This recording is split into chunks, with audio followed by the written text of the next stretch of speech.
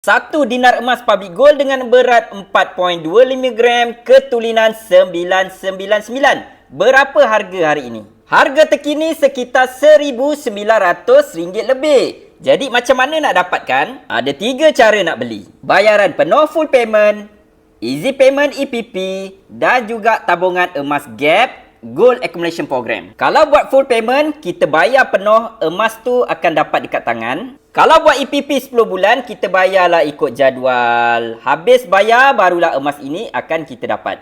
Dan yang terakhir adalah akaun emas gap. Kita kumpul sikit-sikit, belian minimum RM100, sekitar 0.2 gram.